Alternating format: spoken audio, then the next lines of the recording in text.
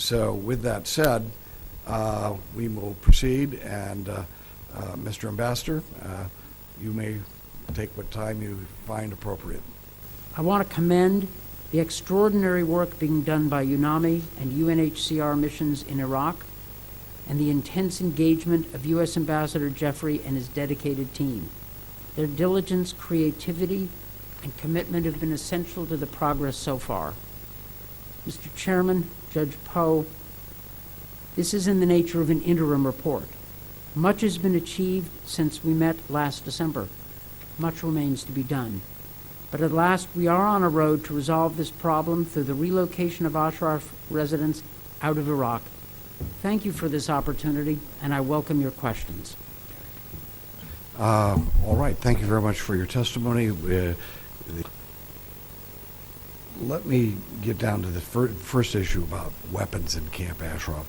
Does the United States government in any way question that there are no weapons and have been no weapons in Camp Ashraf since the agreement that was made by the residents, by the MEK, back in 2003?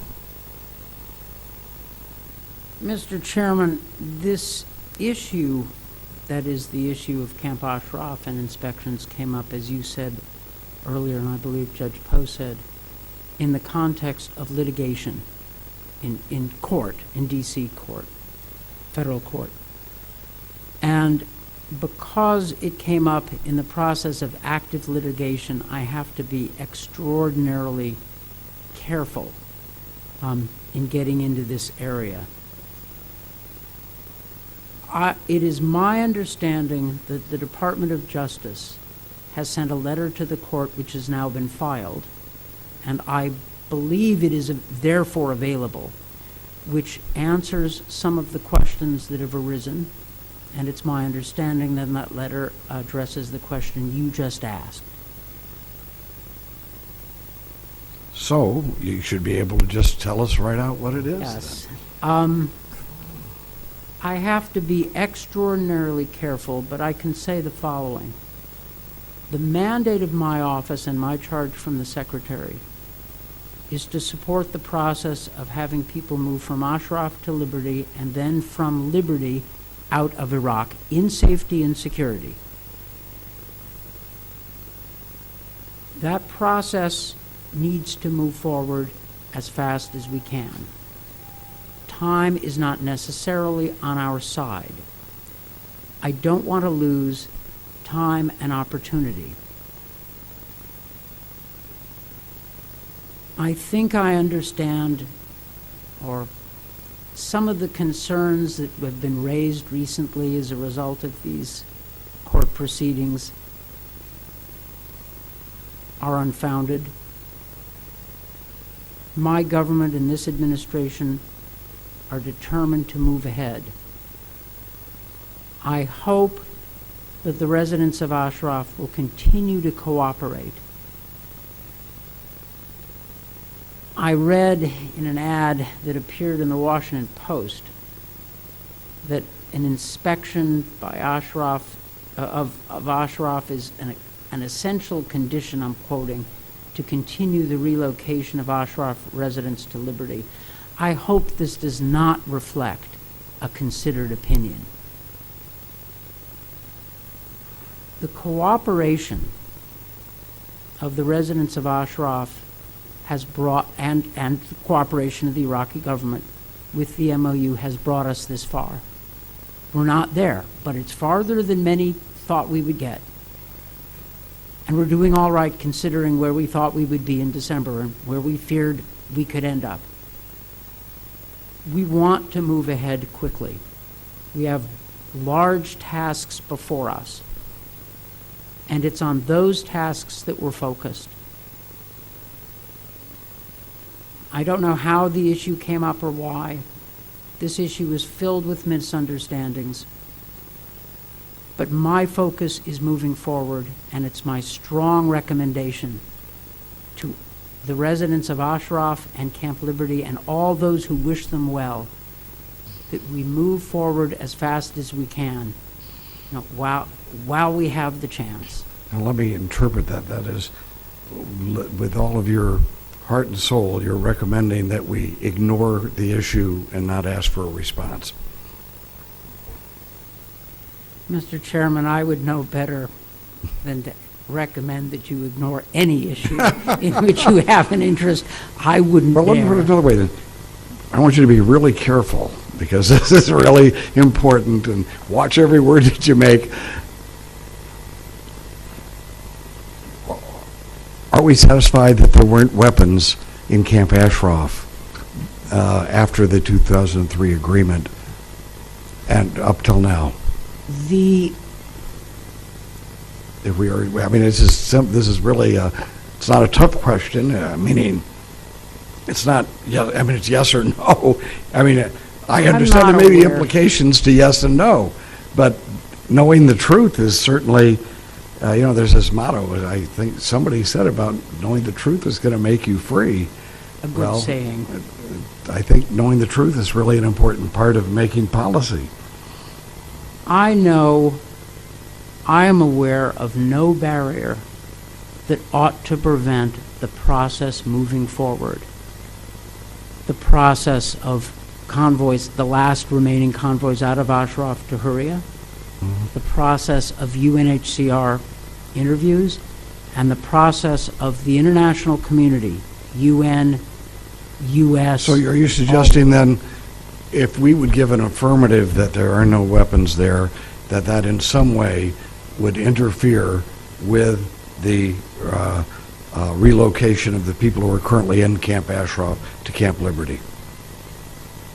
By answering the question, that would interfere. No, as I understand what you just said, if I get that right, I'm not saying that.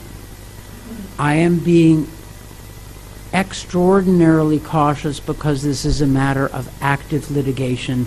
Motions are being filed, letters are being sent, and I have to be more careful than I would be if you had asked this question and there were no litigation going on. Okay. So if I mentioned to you that was the general testified yesterday? Was that? And I believe the general testified that there were no weapons, and he was our man there. So if he's willing to testify that, or he's not testifying, but briefing us on that, he testified yesterday, and I believe under oath.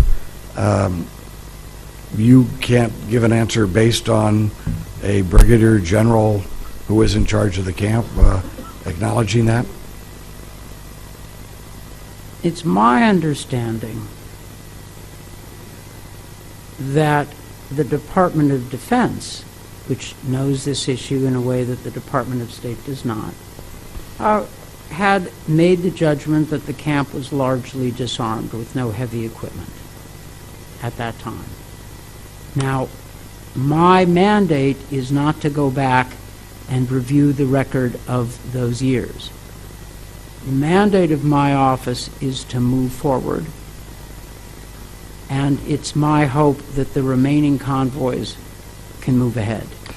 Let me ask you, does your hesitation to answer the question in a direct fashion have anything to do with the fact that if we were now to go on record as the official government position is that Camp Ashraf was disarmed, that those people who went in and took the lives of over 30 residents of Camp Ashraf would then be guilty of a war crime? No, not at all. Not at all. My caution is a function of the fact that there is active litigation going on, which I find, which means I have to be more careful than even usual. I'm sure they're glad there wasn't any active litigation going on after Pearl Harbor. We could have never retaliated against the Japanese for Pearl Harbor, I guess. Well, let me ask. I'll go back to reserve the balance of my time to ask questions. And Your Honor, I'm sure you have a few things you'd like to bring up. And now you're dealing with the judge now. And you're going to have to keep your answers a whole lot simpler than you have with Mr. Chairman. Has the State Department ever asked to search Camp Ashraf, to your knowledge? The State Department. The State Department.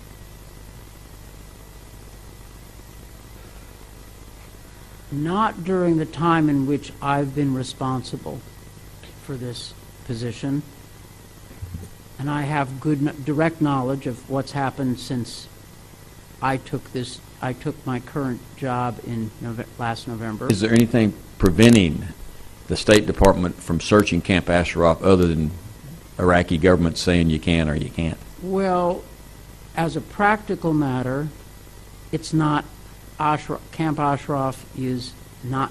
It's not our sovereign territory. I understand it's Iraqi that. sovereign territory. I understand all that. Our efforts now on the ground, I can tell you that we have substantial efforts going on to have our people go to Camp Hurriva, Camp Liberty. They were there 2 days ago. They're there on a pretty frequent basis. We've had people going up to Camp Ashraf before to meet with people. Our emphasis, we put our resources to work on the current issues of welfare, security of the people at Camp Hurriva, support of the UNHCR for its refugee processing, support of the convoys. In my judgment, that is where our efforts should be, because to get these people out of Iraq, we have to get them from Ashraf to Hurriva and then from Hurriva out. That's where our emphasis has been. Our resources are substantial, but they're not unlimited. And frankly, everything I know convinces me that our resources are rightly devoted to the here and now, and not to, I don't want to see them or our efforts diverted. Are you aware that in April 2009, the Iraqi government searched Camp Ashraf with dogs and then signed a document saying that there were no weapons there, no ammunition there? Are you aware of that? I've heard that. There's also a video of the search. Have you seen the video of that search where they found no weapons? I haven't seen that video. I don't think it's on YouTube yet, but are you aware of any third party countries that have expressed any willingness to take a resident from Camp Liberty? They said they'll take them. Yes.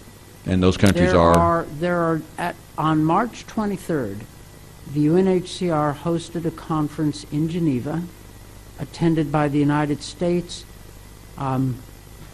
the Iraqi government, a number of European and non-European governments.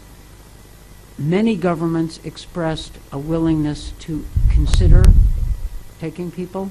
There were no pledges or promises or numbers, but there were a number of governments that said yes, they were willing to work with the UN and receive referrals from the UNHCR. The United States was one of those governments, but we were not the only government. That is a start. It's not sufficient in itself, but it's a good start from which to build, and it is precisely there, Judge, that we have to throw our efforts. It seems to me the listing of the MEK as a foreign terrorist organization is one factor that makes countries hesitate to take these residents, even though some of the European countries have delisted the MEK.